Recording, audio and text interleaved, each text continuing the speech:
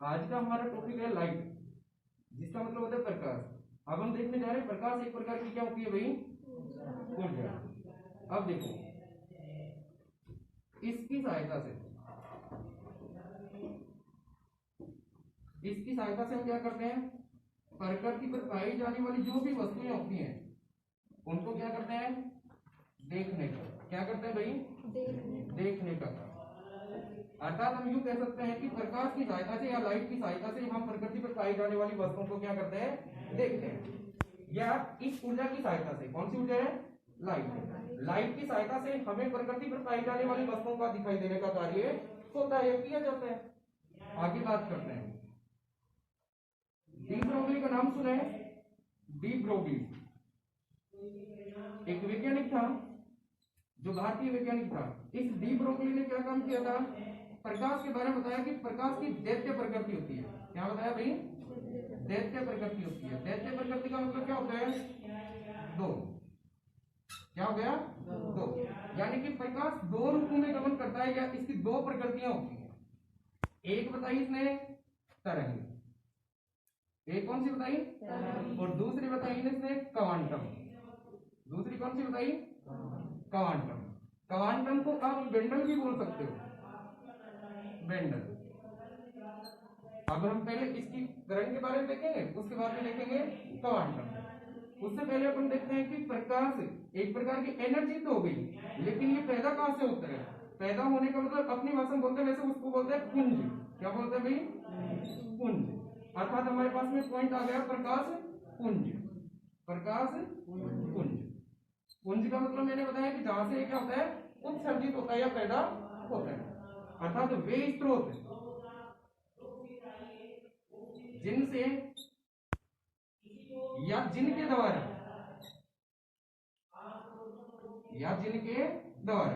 प्रकाश क्या होता है, उत्सर्जित। पैदा नहीं लिखेंगे, पैदा अपनी भाषा में होता है, उत्सर्जित है, होता है। उन्हें क्या कहते हैं, प्रकाश पुंज। उन्हें क्या कहते हैं भाई, प्रकाश पुंज। प्रकाश पुंज क्या होते हैं, वे स्रोत जिनसे या जिनके द्वारा प्रकाश क्या होता है, उत्सर्जित होता है, उन्हें कहते हैं प्रकाश पुंज। ये भी दो प्रकार के होते हैं। कितने प्रकार के होते हैं, दो प्रकार। एक होता है दीप्त पुंज और दूसरा होता है अदीप्त पुंज। दूसरा कौन सा होता है, अदीप्त पुंज।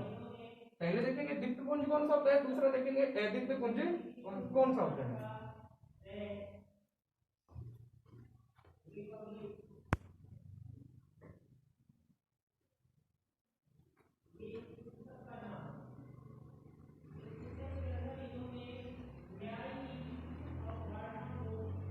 फर्स्ट अपने पास में क्या था, देखो दीप्त पुंज क्या है। दीप्त का मतलब होता है जिनसे प्रकाश पैदा होता है वो सभी के सभी क्या होंगे, दीप्त। पुंज से प्रकाश के स्रोत है, जिनसे प्रकाश निकला। जैसे प्रकार प्राकृतिक स्रोत क्या है प्रकाश का, एकमात्र प्राकृतिक स्रोत क्या भाई, तो सूर्य से क्या निकला, प्रकाश। इस प्रकार ये क्या हो गया, सूर्य पुंज। प्रकाश का सूर्य क्या हो गया, पुंज, क्योंकि इससे क्या निकला, प्रकाश। इस प्रकार दीप्त पुंज में हो गए जिनसे क्या निकलता है, प्रकाश। अर्थात वे पुंज जिनसे प्रकाश उत्सर्जित होता है।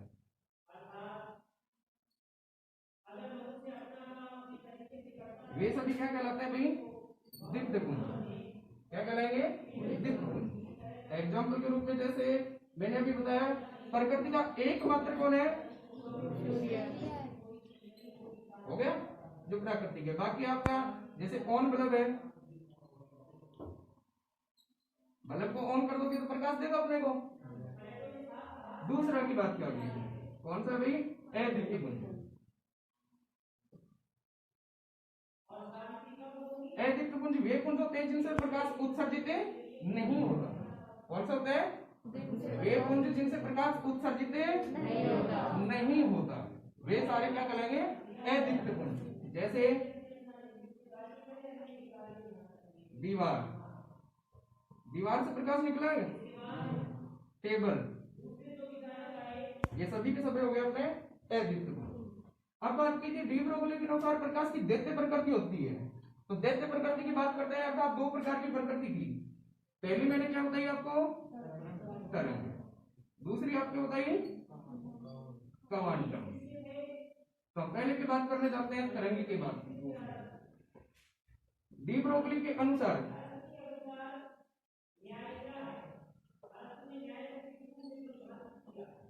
प्रकाश एक स्थान से दूसरे स्थान, एक स्थान से दूसरे स्थान तक तरंगों के रूप में गमन करता है।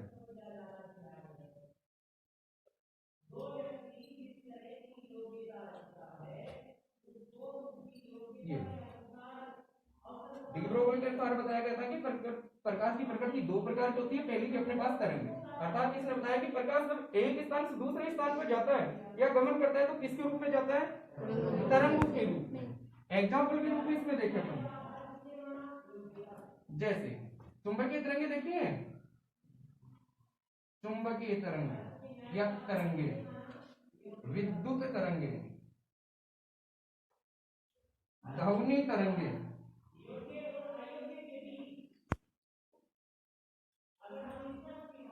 अब इनमें से एक उदाहरण ले लें अपन। ध्वनि तरंग का उदाहरण दे देता हूं, आप लोगों को समझ में आ जाएगा। वैसे ये सारे एक चुंबक होती है, जैसे अपने पास में ये छठ चुंबक है, इसके दो सिरे होते हैं, एक सिरा होता है एन और एक सिरा होता है एस। एन का मतलब हुआ नॉर्थ, एस का मतलब हुआ साउथ, अर्थात उत्तर और दक्षिण। इनमें से चुंबकीय तरंगें निकलती हैं। इनमें क्या निकलती है, क्योंकि इस सिरे पे और इस सिरे पे चुंबकीय मान का या चुंबकीय का मान अधिक होता है या सर्वाधिक होता है। अर्थात मैं कहना चाहूं इन जगहों के ऊपर चुंबकीय क्षेत्र का मान सर्वाधिक होता है। किसका मान होता है, चुंबकीय क्षेत्र। अब इनमें से चुंबकीय तरंगें निकलेंगी, ये तरंग निकलेगी एन सिरे से और एस सिरे में चली जाती है। अब ये क्या होगी, अपनी चुंबकीय तरंगे या तरंग बोल दो। अभी बात लीजिए अपन चुंबकीय तरंगे। अब ये यहां से निकली, एक स्थान हो गया, दूसरा स्थान यहां हो गया, तो यहां से चली और यहां पर आई, किसके रूप में आई, तरंग। एक क्लियर हो गया। दूसरा उदाहरण अपन और भी ले सकते हैं, इसके बहुत से हैं। अब बात करते हैं क्वांटम। दैत्य प्रकृति में पहली हो चुकी है अपनी, दूसरी आ गई क्वांटम। क्वांटम का मतलब क्या बताया था, बेंडल भी ले सकते हो आप, अपनी भाषा में पैकेट भी ले सकते हो भाई। बेंडल होता है उसे पैकेट भी बोल सकते हैं। अब इसमें क्या हुआ देखो, प्रकाश एक स्थान से दूसरे स्थान तक जाता है तो किसके रूप में जाता है, बेंडल या पैकेट के रूप में। बेंडल या पैकेट के रूप में, उसे क्या कहेंगे अपन, क्वांटम। प्रकाश एक स्थान से दूसरे स्थान तक जाने के लिए यहाँ तो तरंग के रूप में, और यहाँ पर क्या आएगा, बेंडल या पैकेट के रूप में जाता है। जैसे एग्जांपल लेता हूं, जैसे कई बार आप सुबह सुबह कमरे के अंदर झाड़ू निकालते हो तो अपने रोशनदान होते हैं, उन रोशनदान से देखा होगा प्रकाश आता है, गोल रूप में आता रहता है, एकदम गोल गोल रूप में आता है। और कोलाइड कण होते हैं, कोलाइड कण कौन से होते हैं,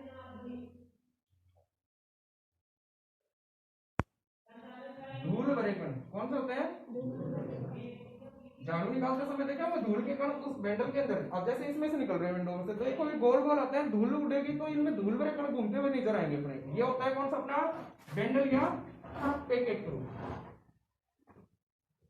तीसरे पॉइंट की बात करते हैं।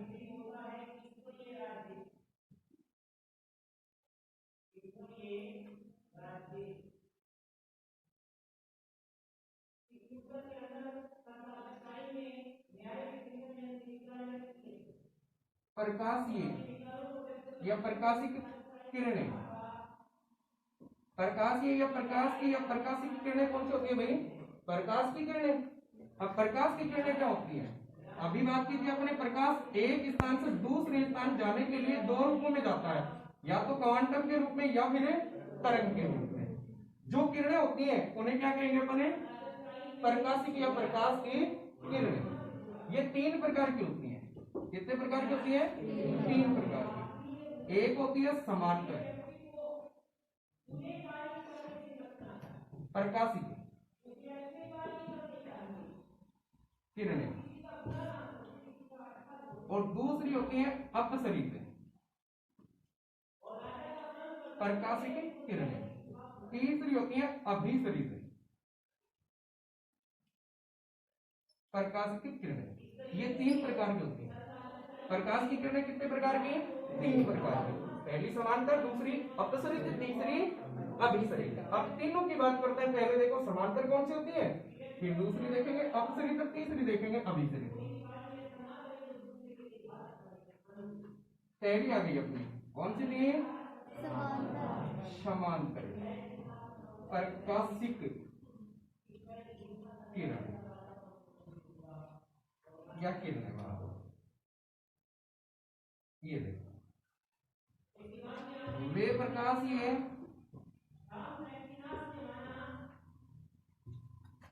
किरणें जो किसी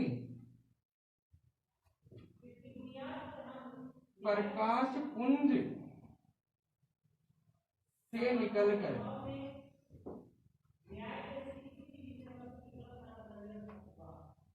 एक निश्चित व समांतर दिशाओं में लौट जाती हैं या गमन कर जाती हैं। लौट जाती हैं या गमन कर जाती हैं। वे कौन सी होती है भाई? समांतर। प्रकाश की वे किरणें या प्रकाश की किरणें जो किसी पुंज से निकले। पुंज कौन सा होना चाहिए? प्रकाश का पुंज। प्रकाश का पुंज आपको बताया जिनसे प्रकाश निकलता है या उत्सर्जित होता है वो क्या कहलाते हैं? प्रकाश। तो प्रकाश पुंज से किरण निकली और निश्चित या समांतर दिशाओं में लौट जाएंगी, वो कौन सी कहलाएंगी? समांतर प्रकाश ये किरणें। जैसे अपने पास पीछे पता नहीं कोई प्रकाश ही कौन था, ये किरणें चली, ये सीधी की सीधी चली गई। दूसरी किरण आई, ये सीधी चली गई। तीसरी किरण आई, ये सीधी चली गई। तीनों में एक ही तरह पैरों का निशान है और जितनी दूरी इसके मध्य है जितनी ही दूरी इसके मध्य है, ये कौन सी किरण हो जाएंगी? समांतर। कौन सी हो जाएंगी भाई? समांतर। दूसरी की बात करने जाते हैं।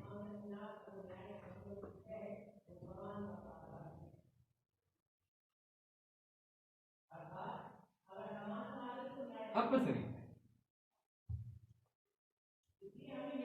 दूसरी कौन सी आ गई अपने पास? अपसरित। अप का शाब्दिक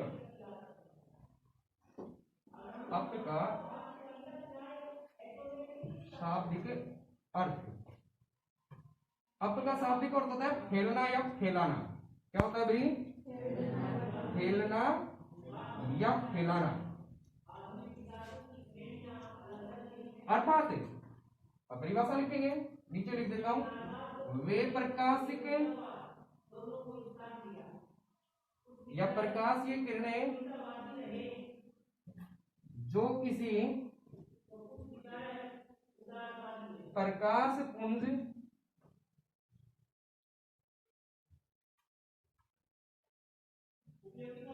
से निकलकर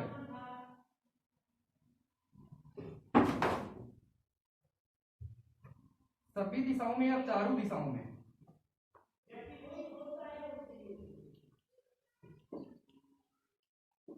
फैल जाती है। इसकी जगह अनेक भी ले सकते हो, सभी भी ले सकते हो, चारों भी ले सकते हो। फैल जाती है, उन्हें कौन सी कहेंगे? अपसरित प्रकाश ये किरणें। अपसरित दूसरी के अपने पास में प्रकाश की किरण। अप का शाब्दिक अर्थ अपन ने लिया, क्या होता है? फैलना या फैलाना। अब परिभाषा दे रहे हैं, वे प्रकाश की किरणें या वे प्रकाश की किरणें जो किसी प्रकाश पुंज से निकलकर सभी दिशाओं में, चारों दिशाओं में या अनेक दिशाओं में फैल जाती है, वो कौन सी कहलाएंगी? अपसरित प्रकाश ये किरणें। जैसे अभी समांतर का देखा तो वैसे देखेंगे। अपने पास में ये प्रकाश पुंज था, ये क्या भाई? प्रकाश पुंज। ये क्या? इसने प्रकाश पुंज से निकलकर, उसमें तो प्रकाश पुंज अपने को दिखाई नहीं दे रहा था, इसमें हमारे पास में प्रकाश पुंज ये हो गया, ये रहा प्रकाश पुंज। इससे किरणें निकली, एक किरण ये चली गई, दूसरी वाली ये आ गई और तीसरी ये गई। अब देखो ये तीनों अलग अलग दिशाओं में फैल रही है, तो ये क्या कहलाएंगे? अपनी अपसरित। कौन सी कहलाएंगी? अपसरित। हो गई दो की बात। तीसरी की बात करते हैं, अभिसरित।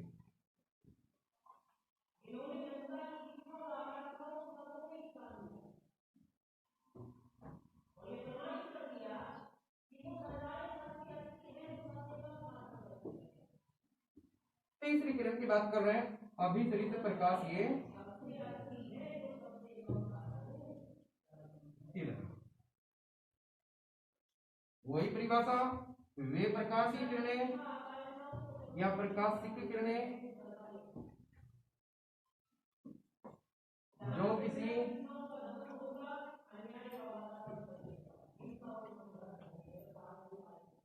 प्रकाश पुंज से निकल कर एक निश्चित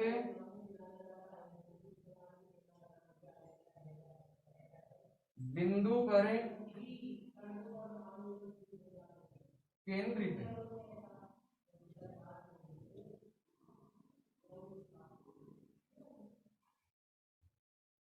केंद्रित होती हैं, उन्हें क्या कहेंगे? अभिसरित। वापस देखो, अभी का मतलब हुआ वे प्रकाशीय किरणें जो किसी प्रकाश पुंज से निकलकर एक निश्चित बिंदु पर क्या होती हैं? केंद्रित होती हैं, उन्हें क्या कहेंगे? अभिसरित। जिस प्रकार अब का शाब्दिक अर्थ आपने क्या लिया था? फैलना या फैलाना। उसी प्रकार अभी का शाब्दिक अर्थ होता है केंद्रित। क्या होता है भाई? केंद्रित। केंद्रित का मतलब जानते हो ना? एक जगह इकट्ठा करना, एक जगह इकट्ठा करना। देखो एग्जांपल के रूप में, कोई प्रकाशीय पुंज था, उससे किरणें आई, एक किरण आ गई, दूसरी आ गई और तीसरी आ गई। ये सभी के सभी इस बिंदु के ऊपर क्या हो गई? केंद्रित। ये चिन्ह लगा, ये हो गई अपने पास में अभी सभी किरणें। ये तीन प्रकार की प्रकाशीय किरणें थी, जो तीनों प्रकार की हो चुकी। पहली थी समांतर, दूसरी थी अपसरित, तीसरी थी अभिसरित। समांतर सीधी की सीधी चली जाती है, अपसरित फैल जाती है और अभिसरित केंद्रित।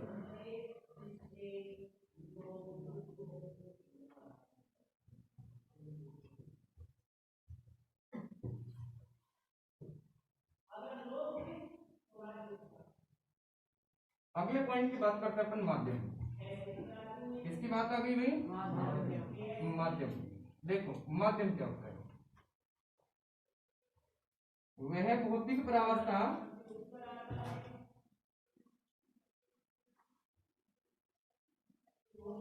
जिसमें से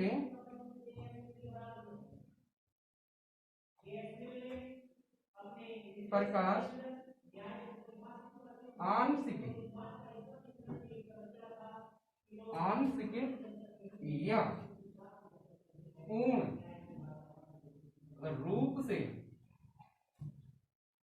गमन कर जाता है, उसे माध्यम कहते हैं। माध्यम की बात आई थी, माध्यम क्या था? वह भौतिक परावस्था जिसमें से प्रकाश क्या कह रहे हैं?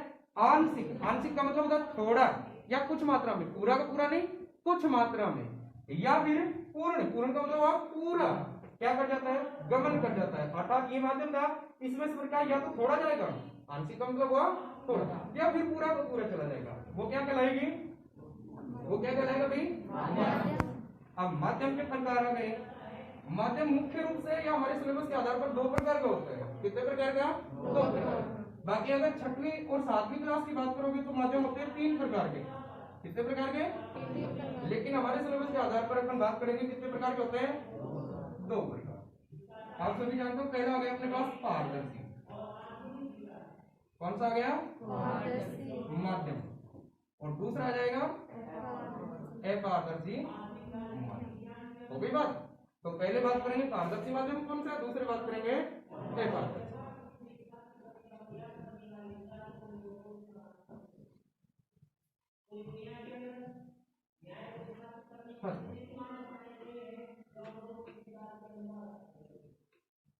चलो पारदर्शी माध्यम की बात करते हैं। परिभाषा दे रहा हूं, वह माध्यम है। अब माध्यम का पता लग गया आपको? माध्यम क्या था? माध्यम की परिभाषा दी अभी क्या था भाई? वह भौतिक परावस्था जिसमें से प्रकाश या तो पूर्ण रूप से या आंशिक रूप से गमन कर जाता है, वो क्या कहलाती थी? माध्यम। अब ये क्या नाम था अपने पास? पारदर्शी माध्यम। इसमें से या तो प्रकाश पूर्ण जाएगा या फिर आंशिक जाएगा। अब बात करेंगे परिभाषा देंगे तब। वैसे आप लोगों को पता है पारदर्शी में तो पूर्ण का पूर्ण ही जाता है, वह माध्यम जिसमें से प्रकाश पूर्ण रूप से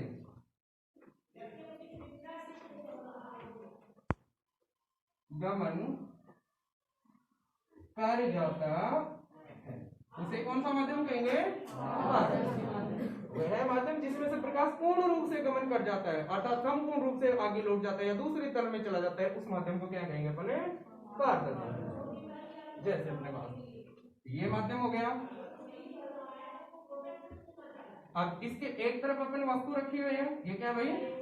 वस्तु। अब प्रकाश जाएगा इस तरफ भी, दूसरी तरफ भी क्या हो जाएगी अपने पास? अर्थात इधर का प्रकाश इसका पूरा का पूरा इस तल में लौट आता है। दो तल हो गए, एक तल ये वाला और दूसरा तल ये वाला। अभी बात करेंगे ना अपन, मिरर पढ़ेंगे, दर्पण, तब बात आ जाएंगे ये दोनों तल कौन कौन से होते हैं। हो गई बात ये तो। अब पारदर्शी माध्यम दो प्रकार का। पारदर्शी माध्यम कितने प्रकार का? दो प्रकार का। पहला होता है अपने पास में विरल माध्यम, विरल पारदर्शी माध्यम। दूसरा आ गया अपने पास में सघन पारदर्शी माध्यम। तो पहले बात करेंगे विरल पारदर्शी माध्यम की, फिर बात करेंगे सघन पारदर्शी माध्यम। चलो पहले की बात करते हैं।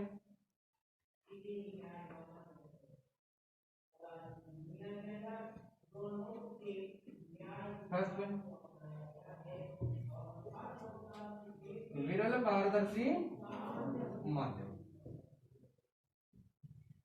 चलो विरल माध्यम की तो अपने बात कल की माध्यम का पता चल गया, पारदर्शी का चल गया। सिर्फ अपने को किसके बारे में जानना है?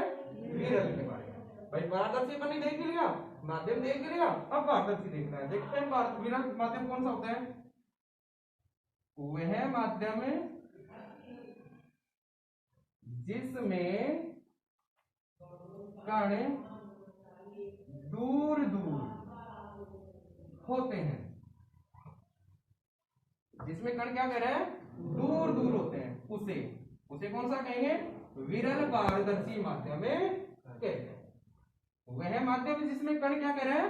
दूर दूर होते हैं, उसे कौन सा कहेंगे? विरल पारदर्शी माध्यम। जैसे अपने पास में ये एक वस्तु थी,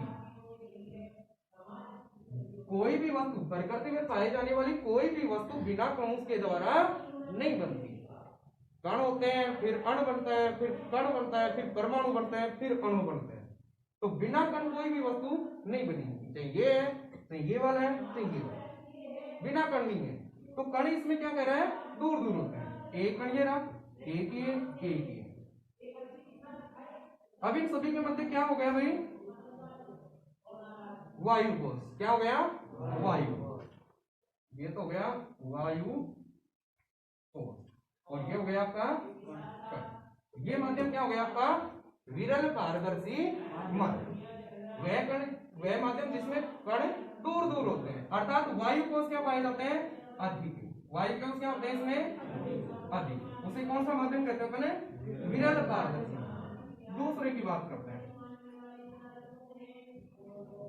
सघन पारदर्शी माध्यम। सघन पारदर्शी के माध्यम में इसी में देखो, वह माध्यम जिसमें कण दूर दूर की जगह क्या हो जाएंगे? पास पास। क्या हो जाएंगे भाई? पास पास होते हैं, उसे कौन सा कहेंगे अपने? सघन। कौन सा कहेंगे? सघन पारदर्शी माध्यम। देखो इसी में अब कण पास पास हो गए, एक ही है, दोबारा से बना देता हूँ। देख रहे हैं कण कितने पास पास हैं? ये तो गए कण। अब वायु कोश इसमें है? नहीं, ऐसी कोई भी वस्तु नहीं है जिसमें वायु कोश नहीं होते हैं, सभी में होते हैं, लेकिन किसी में ज्यादा तो किसी में कम।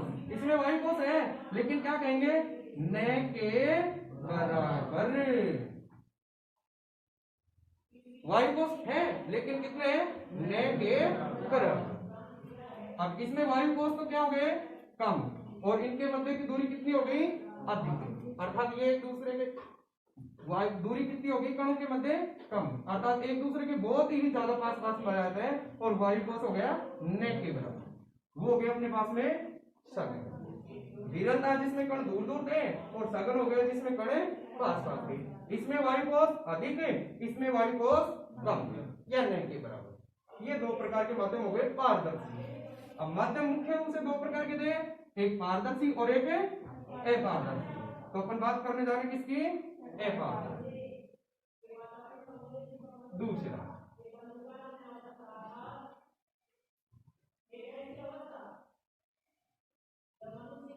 अपारदर्शी। देखो अपारदर्शी माध्यम वह माध्यम जिसमें से प्रकाश आंशिक, क्या रहेगा भाई? आंशिक रूप से क्या करते हैं? गमन करता है, उसे कहेंगे अपारदर्शी माध्यम। वह माध्यम जिसमें से प्रकाश आंशिक रूप से या न के बराबर में गमन करता है उसे कहेंगे अपने अपारदर्शी माध्यम। अपारदर्शी माध्यम के कोई भी भाग नहीं होते। ये माध्यम हो गया। अब इस तरफ वस्तु थी तो इसी तरफ है, इसका प्रतिबिंब इस तरफ है नहीं, क्योंकि प्रकाश इधर से इधर नहीं जाएगा, अर्थात एक तल में तो एक ही तल में रहेगा, दूसरे तल में नहीं जाएगा, तो इसका प्रतिबिंब उधर नहीं जाएगा। ये हो गया अपना अपारदर्शी। अपने पास में प्रकाश की बात हो गई, प्रकाश की किरणें की बात हो गई, माध्यम हो गए और माध्यम के प्रकार हो गए। अब मेन पॉइंट लेके चलेंगे।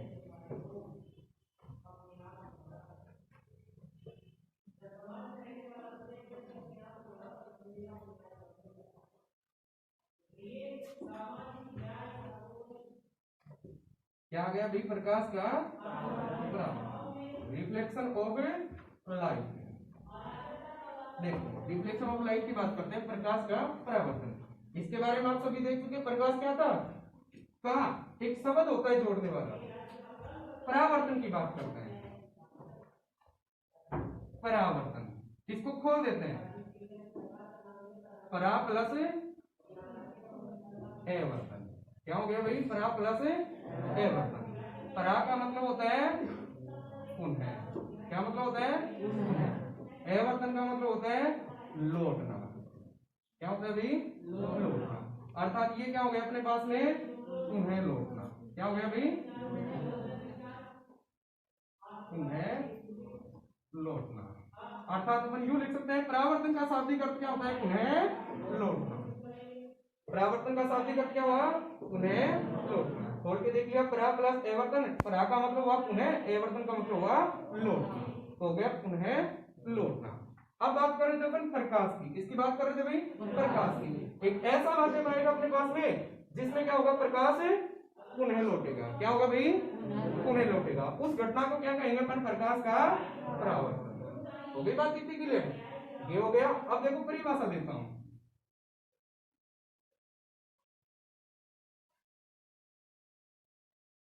जब भी कोई प्रकाशिक किरणें, अब देखो माध्यम आएगा यहाँ क्या आएगा भाई? माध्यम। किससे टकराती है? माध्यम से। अरे प्रकाश की किरणें फिर देखे तो माध्यम से ही तो टकराएगी, तो माध्यम से या तो किसी में तो चली गई थी या किसी में रुक गई थी। अरे पारदर्शी में चली गई थी, अपारदर्शी में रुक गई थी। अब अपने पास में इसका अर्थ क्या बोला था अपन ने? पुनः लौटना। क्या बोला था? पुनः लौटना। अर्थात उसी तल में वापस आ जाएंगी। और उसी तल में वापस कब आएंगे? जब कौन से माध्यम से टकराएंगे? कौन से? अरे पारदर्शी या अपारदर्शी? अपारदर्शी माध्यम। तो लिख रहा हूं, जब कोई प्रकाश की किरणें अपारदर्शी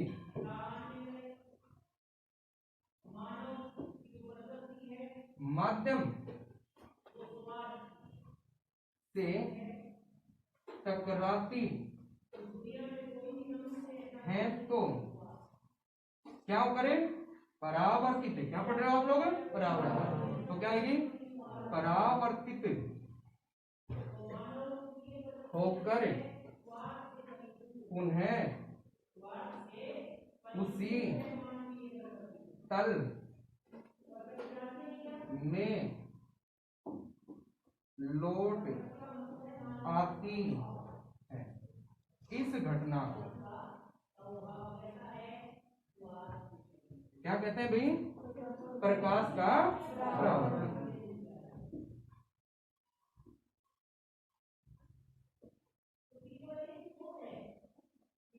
कहते हैं। ये अब एक बार वापस देखो, अपने पास में पॉइंट था प्रकाश का परावर्तन। प्रकाश का परावर्तन के अंदर देखे तो अपन पराप्ला से अवर्तन अर्थात पुनः लौटना। प्रकाश जब किसी माध्यम से टकराएगा और वापस या पुनः उसी तल में लौट आएगा तो उस घटना को क्या कहेंगे अपन? प्रकाश का परावर्तन। हम सभी को पता है कि प्रकाश कौन से तल से या कौन से माध्यम से लौटे टकराएगा तो वापस लौटेगा, तो कौन से टकराएगा तब? अपारदर्शी से। कौन से? अपारदर्शी। अब परिभाषा दे देते हैं, जब कोई प्रकाश की किरणें या प्रकाशित किरणें अपारदर्शी माध्यम से टकराती हैं तो टकराकर क्या होंगी?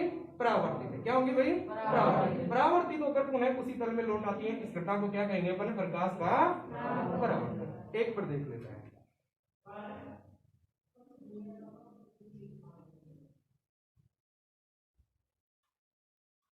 ये अपने पास में माध्यम हो गया। क्या हो गया भाई? माध्यम। नाम दे दिया ए बी।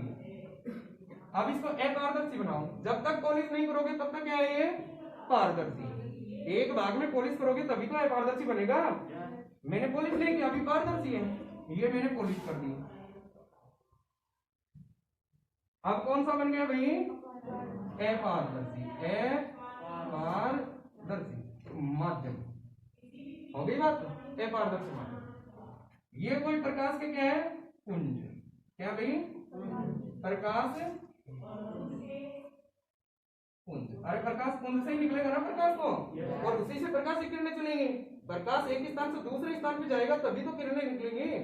तो यहां से प्रकाश निकला, ये पुंज हो गया और ये किरणें आ गई, ये टकरा गई।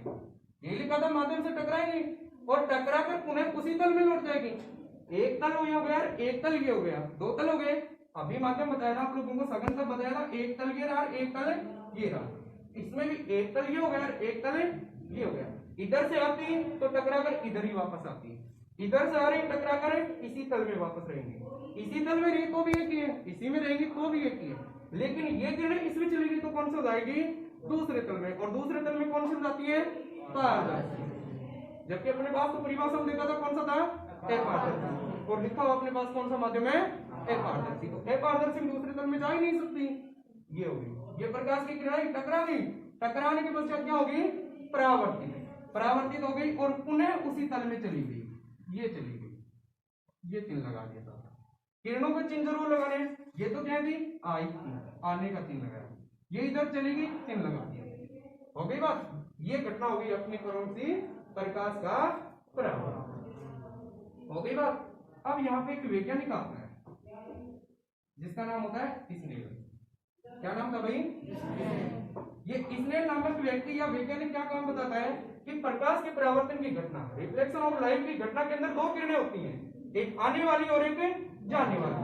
आने वाली होती है और एक परावर्तित होकर जाने वाली। तो इनके नाम बताता है। जो आने वाली होती है पुंज से निकल और माध्यम से टकराती है, उस किरण का नाम बताता है ये आपतित किरण। क्या नाम बताया? आपतित किरण। और जो माध्यम से टकराकर या परावर्तित होकर पुनः लौट जाती है, उस किरण का नाम बताता है परावर्तित। क्या नाम बताता है? परावर्तित किरण। एक बात होगी।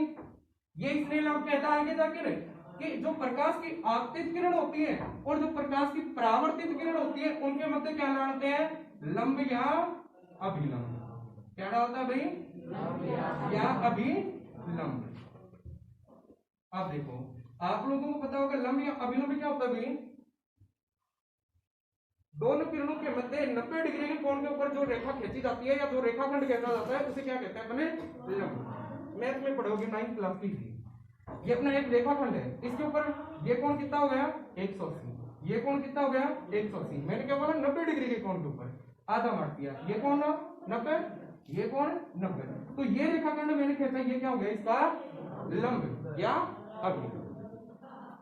ऐसे ही मेरे पास है भाई, ये एक रेखाखंड है, ये 180 डिग्री के कोण पे है। मैंने इसको 90 पे बांट दूंगा तो ये क्या खड़ा हो जाएगा? एक अभिलंब। ये लो, ये हो गया अपना अभिलंब। ये लिख दिया मैंने अभिलंब। तो इसने कहता है कि प्रकाश के परावर्तन की घटना के अंदर आपतित किरण और परावर्तित किरण के मध्य एक लंब या अभिलंब खींचा जाता है या डाला जाता है, तो दो कोणों का निर्माण होता है। क्या कह रहा है भाई, दो कोणों का निर्माण होता है।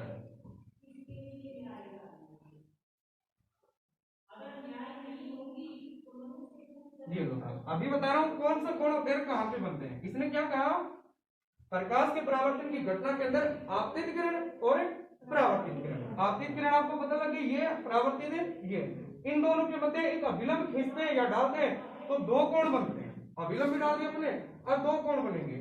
पहला कोण कह रहा है इसलिए पहला कोण बनता है जो बनता है आपतित किरण और अभिलंब के मध्य। अभिलंब यही है, आपतित किरण यही है, इन दोनों के मध्य एक कोण बनता है। ये बन गया साहब, बन गया। इनके मध्य बनने वाले कोण को कहता है आपतन कोण। क्या कहता है भाई, आपतन कोण। दूसरा कह रहा है अभिलंब और परावर्तित किरण के मध्य जो कोण बनता है यही बनेगा। ये रही परावर्तित किरण, ये रहा अभिलंब, इन दोनों के मध्य कोण बना दिया। इन दोनों के मध्य बनने वाला कोण बनेगा परावर्तन कोण। वापस सुनो, इसलिए कहते हैं कि प्रकाश के परावर्तन की घटना के अंदर आपतित किरण और परावर्तित किरण के मध्य दो कोणों का निर्माण होता है विलंब डालने का। तो पहला बताया उसने आपतित किरण और अभिलंब के मध्य, दूसरा बताया उसने अभिलंब और परावर्तित किरण के मध्य। तो आपतित किरण और अभिलंब के मध्य बनेगा वो तो होगा आपतन कोण। कौन सा होगा, आपतन कोण। और परावर्तित किरण और अभिलंब के मध्य बनेगा वो होगा परावर्तन कोण। मैं लिख रहा हूं, देखो इसको हटा रहा हूं, समझा दिया, हटा रहा हूं इसको।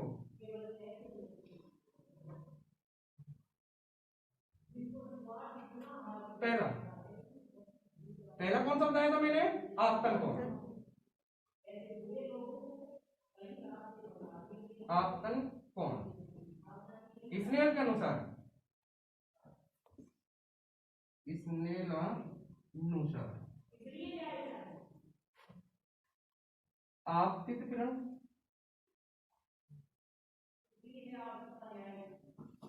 व अभिलंब के मध्य बनने वाले कोण को आपतन कोण कहते हैं, जिसे आई, क्या भाई, आई से व्यक्त करते हैं। ये लो साहब, ये हो गया आपका आपतन कोण। ये हो गई बात इतनी। आपतन कोण कौन सा हो गया, इसने इस अनुसार कहा कि आपतित किरण, ये देखिए अपनी आपतित किरण है, और कहा अभिलंब, ये अपना अभिलंब के मध्य बनने वाले कोण को क्या कहते हैं अपने, आपतन कोण। जिसे किसे व्यक्त किया था, आई से। ये हो गई आई, हो गई थी बात। दूसरे की बात करते हैं उधर वाले की,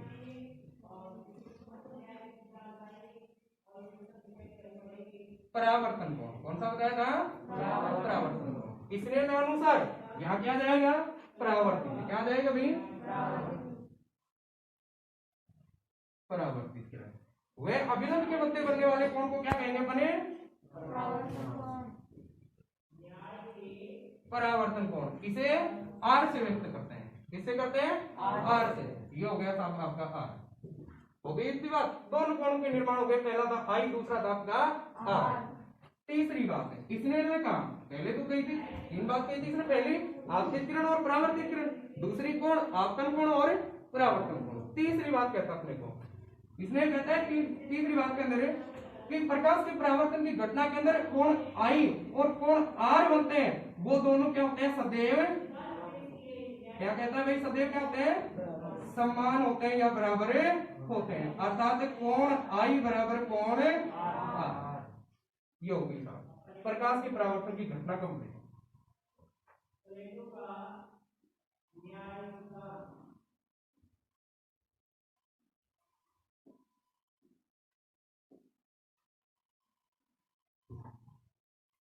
अब आगे इसके प्रकार, सीधा लिख देता हूं परावर्तन के प्रकार।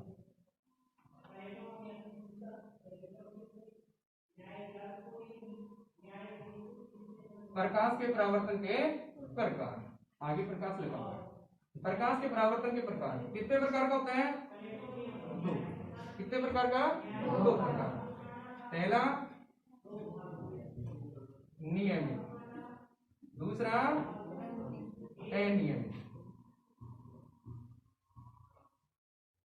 पहला होता है नियमित परावर्तन, दूसरा होगा अनियमित परावर्तन। अनियमित का दूसरा नाम होता है अपसरित।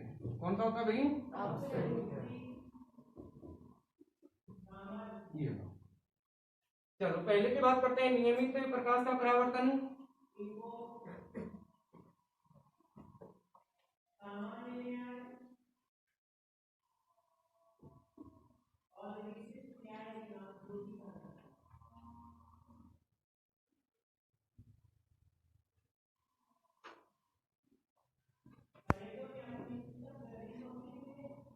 चलो नियमित की बात करते हैं। अब हम प्रकाश की बात कर चुके हैं। क्या मैंने बताया आपको कोई शब्द होता है जो जोड़ने वाला होता है। परावर्तन की हम बात कर चुके अभी अभी। अब बात करनी किसकी? नियमित। नियमित का मतलब जानते हो आप लोग? रेगुलर। क्या होता है भाई? Regular. Regular reflection of light, यानी कि नियमित प्रकाश का परावर्तन। चलो रेगुलर की बात करते हैं। रेगुलर में तो आप समझ गए ना। अरे दिल्ली में जैसे स्कूल में आएंगे तो वो क्या कहलाएगा अपना? रेगुलर। देखो रेगुलर की बात करने जा रहे हैं, एक बार डायग्राम से समझा देता हूं।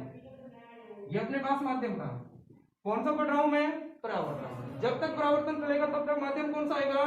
अपारदर्शी। कौन सा आएगा? अपारदर्शी। एक भाग में पॉलिश कर दी, पारदर्शी में पॉलिश नहीं आएगी, अपारदर्शी में पॉलिश आएगी एक भाग में। किसी भी भाग में कर लेना। इस भाग में करोगे तो किरण इधर से आएंगी, इस भाग में मैंने की तो किरणें इधर से आएंगी। बात इतनी क्लियर होगी? ये लो, ये कोई प्रकाश का पूर्ण था, ये किरणें निकली और ये चली गई। फिर दूसरी किरण आई, ये चली गई। फिर तीसरी किरण आई, ये चली गई। चौथी आई, ये चली गई। ये सभी पे जाने वाली किरणों के चिन्ह लगा दिए, ये आने वाली के लगा दिए। इसने अनुसार आने वाली किरण को क्या कहते थे? आपतित किरण। अब ये दो तीन होगी तो बहुवचन बन गया किरणें, और ये कौन सी होगी? परावर्तित किरणें। होगी बात कितनी? अब परिभाषा दे रहा हूं, ये चित्र तो बन गया, इसका डायग्राम बन गया। अब परिभाषा देखो, जब कोई प्रकाशिक किरणें समतल या चिकने परत से टकराती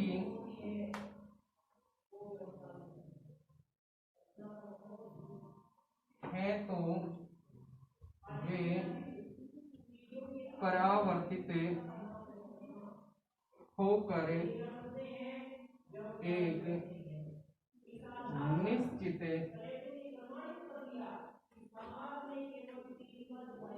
दिशाओं में लौट जाती है। इस घटना को नियमित प्रकाश का परावर्तन कहते हैं। देखो एक बार वो परिभाषा, जब कोई प्रकाश की किरणें आई, वो या तो किससे? समतल से, या मेरे चिकने परस्पर। परस्पर का मतलब हुआ माध्यम, परस्पर का मतलब क्या हुआ? माध्यम। या तो समतल माध्यम से या किसी चिकने माध्यम से टकराएंगी तो वो परावर्तित होंगी। क्या होगी भाई? परावर्तित। अपन परावर्तन पढ़ेंगे जब तक परावर्तित क्या आएगा। क्या होगी भाई? परावर्तित। परावर्तित होकर एक निश्चित दिशाओं में, ये सभी की सभी निश्चित दिशाओं में जा रही है, तो ये घटना क्या कहलाएगी? आपकी नियमित प्रकाश का परावर्तन। हो गई बात क्लियर? ये हो गया आपका नियमित प्रकाश का परावर्तन। दूसरा अपसरित या अनियमित।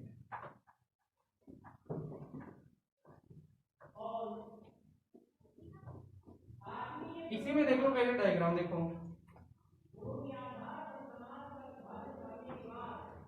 अपन पढ़ तो परावर्तन ही रहे, परावर्तन पढ़ेंगे तब तक माध्यम कौन सा रहेगा? अपारदर्शी। अपारदर्शी है माध्यम अपने पास। अब ये माध्यम थोड़ा सा चेंज हो गया, माध्यम अपारदर्शी है। पॉलिश से नीचे देखो, एक किरण ये आई, ये चली गई, दूसरी किरण ये आई, ये चली गई, तीसरी किरण ये आई, ये चली गई। ये आने वाली हो गई, ये जाने वाली। आने वाली पर हम लिखा हुआ है आपतित, जाने वाली होती है परावर्तित। हो गई बात कितनी क्लियर? अब परिभाषा में आ जाऊं, जब कोई प्रकाशिक किरणें असमतल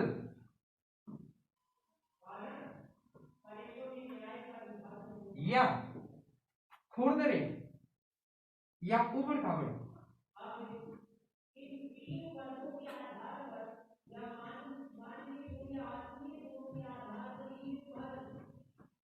परस्पर से टकराती है तो होने वाली क्या है, परावर्तन में क्या होगी भाई, परावर्तन। परावर्तित होकर एक निश्चित दिशाओं में नहीं लौटती है। इस घटना को प्रकाश का अनियमित या अपसरित परावर्तन कहते हैं। वापस देखो, जब कोई प्रकाश की किरण असमतल या उबड़ खाबड़, ये देखो उबड़ खाबड़, एक बार नीचे एक बार ऊपर, रेत के टीले होते हैं ना, कहीं गहरा कहीं ऊंचा, उसकी तरह हो गया, उबड़ खाबड़ बन गया। ऐसे परत से टकराती है तो क्या हो जाएगी भाई, एक निश्चित दिशाओं में नहीं लौटेंगे, और निश्चित दिशाओं में नहीं लौटेंगे तो उसमें क्या हो जाएगा अपना अपसरित या अनियमित। अपसरित का शाब्दिक अर्थ अभी बताया था, क्या होता है भाई, फैलना। क्या होता है भाई, फैलना। तो सभी देखो, एक इधर जा रही है, एक इधर जा रही है, दूसरी इधर चलेगी तो फैल गई ना ये। तो ये कौन सा हो गया अपने पास में, अपसरित परावर्तन या अनियमित परावर्तन। ये प्रकाश के दो प्रकार थे, एक नियमित और एक अनियमित।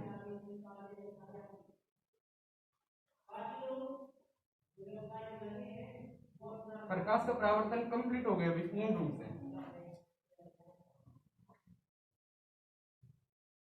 अब सेकंड पॉइंट आएगा, मेन पॉइंट में से सेकंड पॉइंट आ गया अपने। अभी थोड़ी देर पहले बात कर रहे थे अपन किसकी,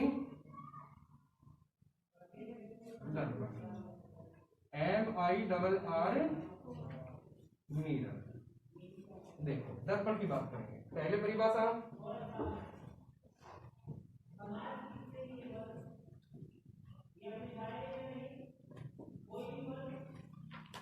वह भौतिक परावस्था जो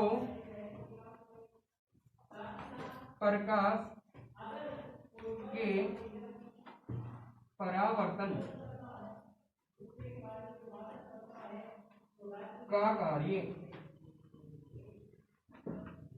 करती है, उसे क्या कहते हैं भाई,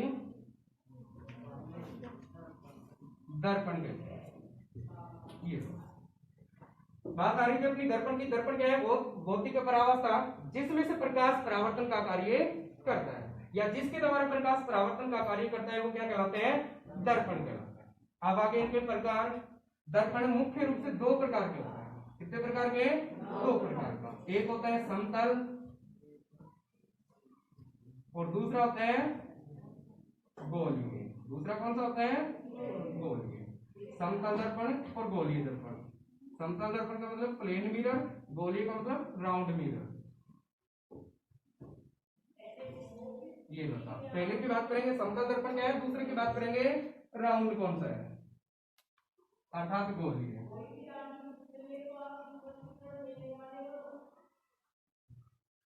पहला समतल दर्पण या प्लेन मिरर। पहली परिभाषा दे देता हूं, वह दर्पण जिसका परावर्तक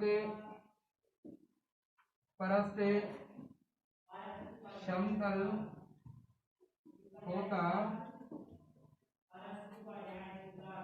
है, उसे समतल दर्पण कहते हैं।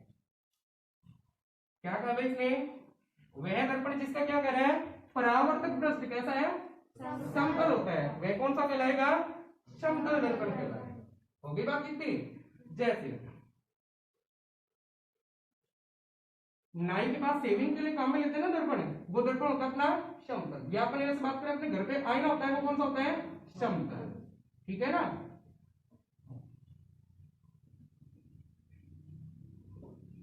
ये लो, नाई के पास काम लेने वाला या अपने घर पे काम लेता है, जो शीशा होता है अपना, वो समतल दर्पण होता है। आज समतल दर्पण की विशेषताएं देखेंगे।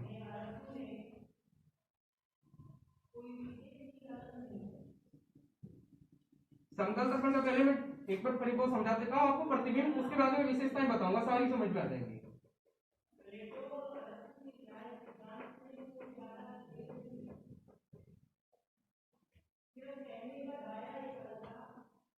ये रहा अपने पास में समतल दर्पण। हो गई इतनी बात है।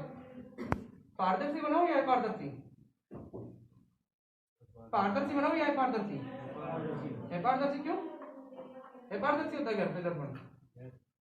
बिल्कुल सही बात है। घर पे दर्पण होता है ना, उसको फोड़ के देख लिया, पर पीछे की साइड में पॉलिश की होती है।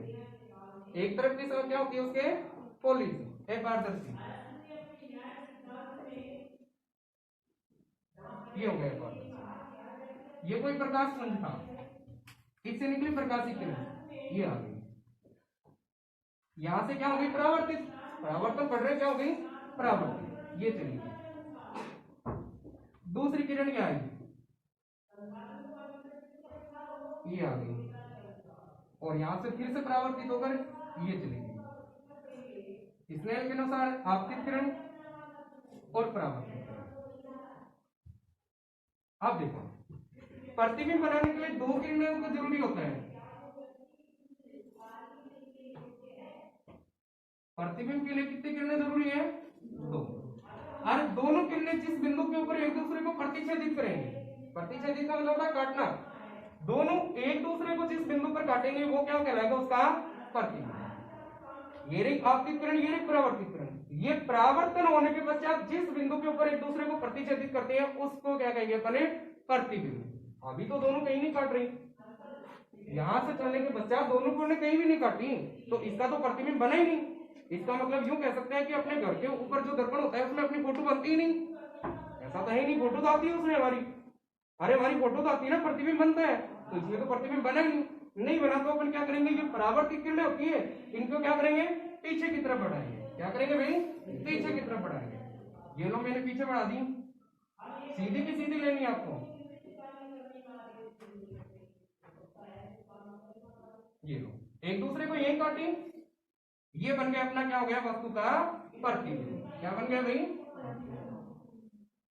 इसका मतलब ये हो गया कि घर में जो शीशा होता है उसके अंदर प्रतिबिंब बनता है। हाँ बनता है, मैं कह रहा हूँ सबकी फोटो दिखाई देती है उसमें। होगी बात इतनी क्लियर? दर्पण का नाम दे दो ए, कुछ भी दे देना, कोई फर्क नहीं पड़ता। पुंज का नाम दे दिया मैंने पी, एक किरण चली गई, इस किरण का नाम दे दिया मैंने क्यू, इस किरण का नाम दे दिया मैंने क्यू डैश, इसका नाम दे दिया मैंने आर, इसका नाम दे दिया मैंने आर डैश, और ये दिया था मैंने पी, तो ये हो गया आपका पी डैश। कुछ भी दे दो नाम से, कोई फर्क नहीं पड़ने वाला। A B C D A L M कुछ भी दो, कोई फर्क नहीं पड़ता। अब समझने वाली बात है, वो समझो। ये अपने प्रकाश पुंज आपतित किरण चली, क्यों के ऊपर टकराई, क्यों से किधर चली गई? आर पे। दूसरी किरण आई अपनी फील्ड से, किस पे टकराई? क्यू डैश पे। किस पे? क्यू डैश पे, और किधर चली गई? R dash. फिर इनको दोनों को, कौन सी को? क्यू आर को और क्यू डैश आर डैश को पीछे की तरफ बढ़ाते हैं, तो कहां बनती है? पी डैश के ऊपर। कहां मिलती है भाई? पी डैश के ऊपर। वस्तु का प्रतिबिंब कहां बनता है? पी डैश पर। कहां बनता है भाई प्रतिबिंब? पी डैश पे। अब ये था अपना क्या? माध्यम।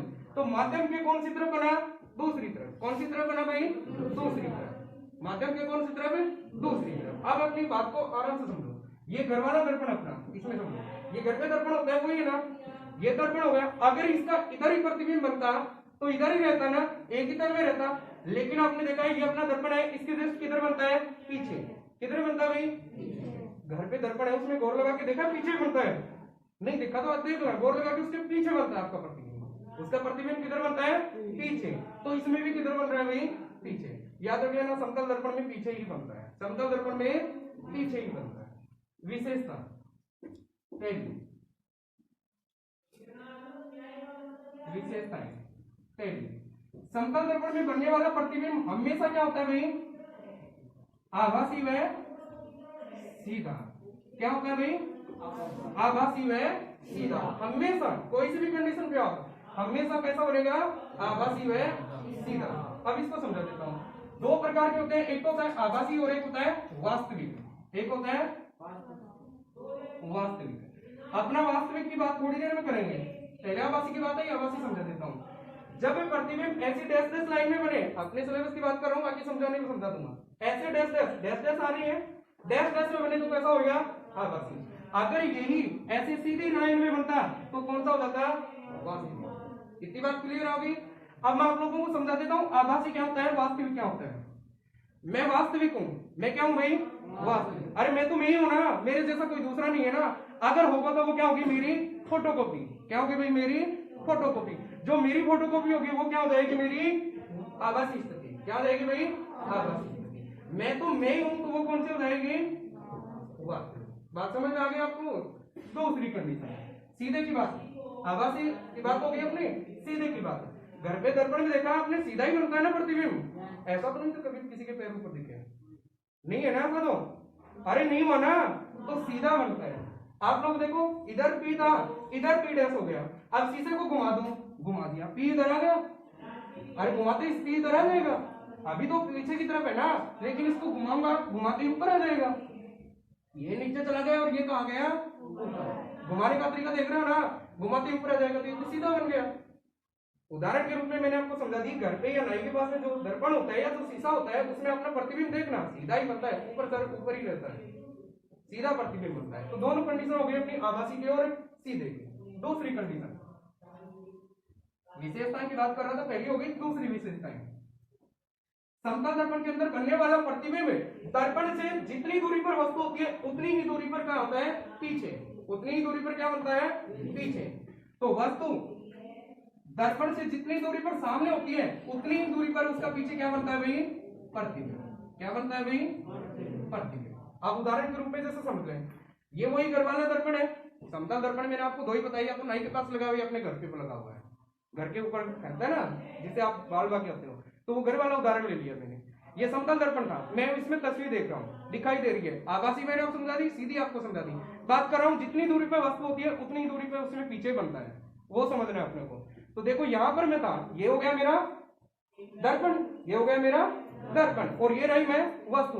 तो यहां से यहां तक की जितनी दूरी है उतनी दूरी पर, इतनी दूर मेरा पीछे क्या बनेगा, प्रतिबिंब। क्या बनेगा भाई, प्रतिबिंब। इसको उदाहरण के रूप में समझना, घर जाके आराम से क्लियर कर लेना।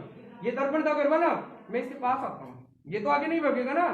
अरे दर्पण को आगे मत भगाना, दर्पण को तो एक जगह रखना। कभी आप चलो जैसे दर्पण को भी आगे भगाते रहो, ऐसा मत करना। ये दर्पण था, मैं इसके पास में आ गया, तो मेरे देखो इसमें फोटो दिखाई दे रही है ना, वो भी आगे जा रही है, वो भी इसमें क्या कर रही है, आगे जा रही है। फिर मैं दो आगे आता हूँ, फिर आगे चली जाती है, मैं फिर पास जाता हूँ, वो पास आ जाती है, और दूर और पास आ गई। जितना आप इससे दूर जाओगे वो इसके पास आ जाएगी।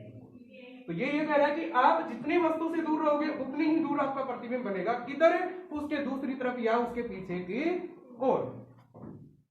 तो अपनी दूसरी विशेषता हो गई कि समतल दर्पण के द्वारा बनने वाला प्रतिबिंब दर्पण से वस्तु के मध्य जितनी दूरी है उतनी ही दूरी पर पीछे की ओर बनता है।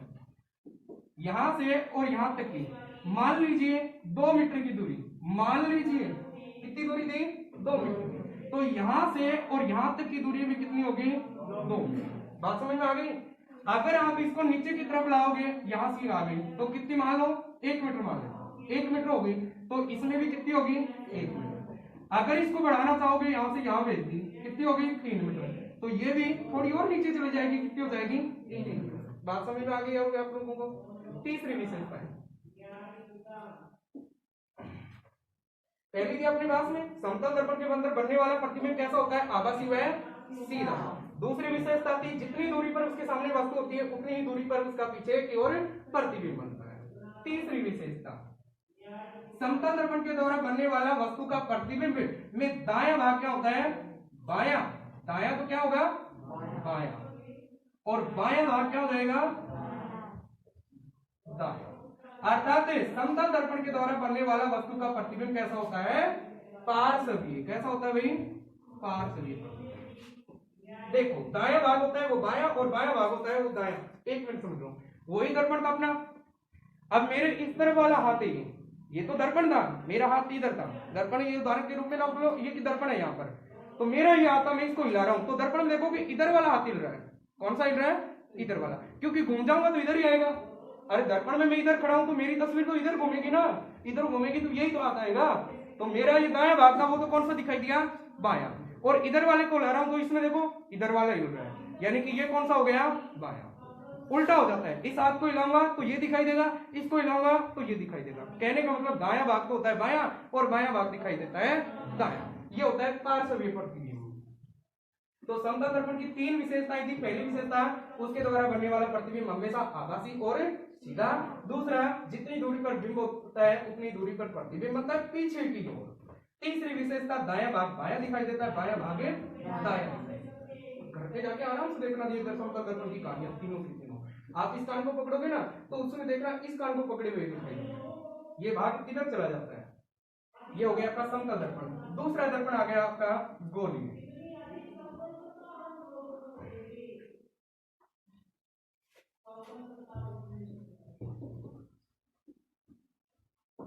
दो नंबर गोलीय था ना, गोलीय दर्पण।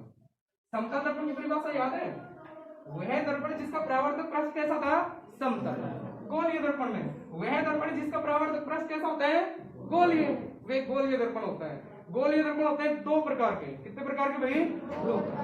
परिभाषा गोलीय दर्पण वह दर्पण जिसका परावर्तक पृष्ठ गोलीय होता है, उसे गोलीय दर्पण या राउंड मिरर कहते हैं। ये दो प्रकार के होते हैं, पहला उत्तल, दूसरा अवतल। अब इस पर की बात करते हैं, ये गोलीय, यही तो था गोलीय, अरे गोलीय है ना, ये हो गया गोलीय दर्पण। अब इसके दो भाग बना दिए, ये मैंने काट दिए, दो भाग बन गए, एक इधर वाला और एक इधर वाला। पूरा तो था पहले गोलीय का, दो पार्ट होते हैं, मैंने दो बीच में से काट दिया, दो बन गया, एक इधर और एक इधर। अब एक बन गया उत्तल और एक बन गया अवतल। अब एक तो ये रहा, एक ये रहा। अब मुझे भी नहीं पता ये उत्तल है कि ये, परिभाषा देंगे तब अपने आप आ जाएगा कि ये कौन सा है और ये कौन सा है। मैं पहला लेके चल रहा हूं उत्तल दर्पण।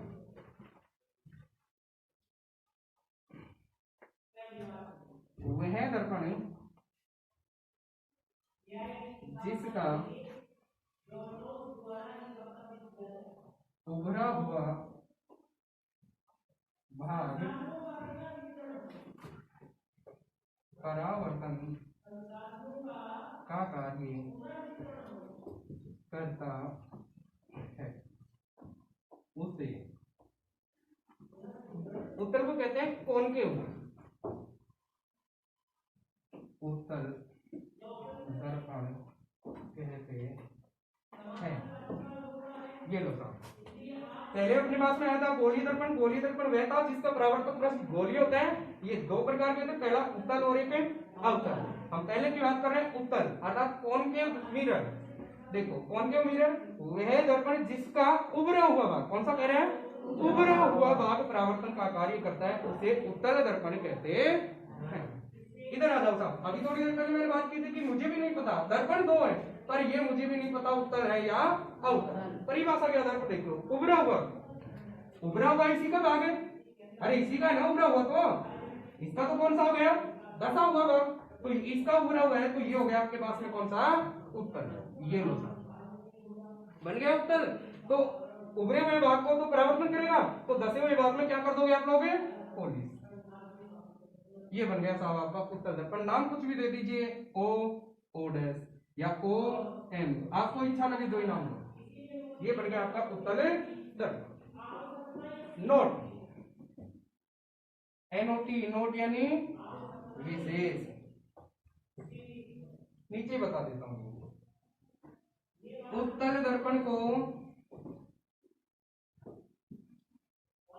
अपसारी, कौन सा भाई, अपसारी या अपसरित लिख दो, अपसारी दर्पण भी कहते हैं।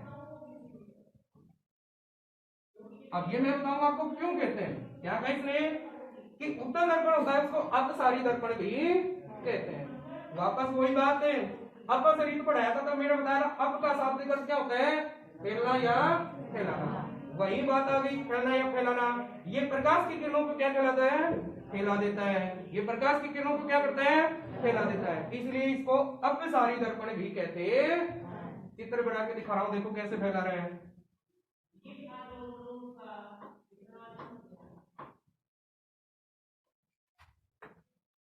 ये हो गया अपने पास में उत्तल दर्पण, ये मैंने पॉलिश कर दी, नाम दे जो आपको बताया जो भी होगी बात इतनी।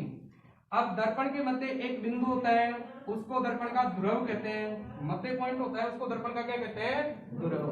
आप मैथ में पढ़ते हुए एक रेखाखंड है, इस रेखाखंड के मध्य एक बिंदु आ गई, उसको इसका क्या कहेंगे, सेंटर पॉइंट। क्या कहेंगे भाई? सेंटर पॉइंट अर्थात केंद्र, यही कहते हो ना। तो हमारे दर्पण के अंदर हम क्या कहते हैं इसको? ध्रुव, ऑप्टिकल सेंटर। क्या कहते हैं? ऑप्टिकल सेंटर यानी कि ध्रुव। ये होता होगी बात इतनी।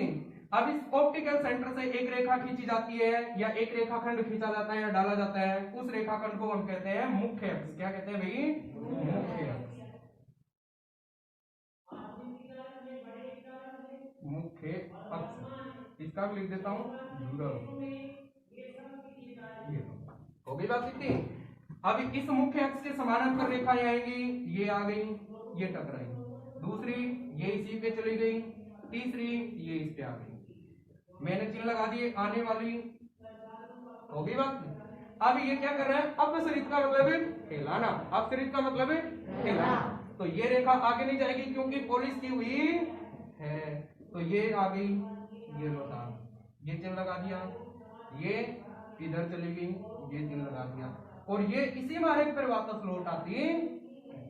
अब परमाणु को देखो फैला दिया, एक इधर चली गई, एक इधर आ गई, कितनी दूर में प्रकाश आ गया? क्या हो गया?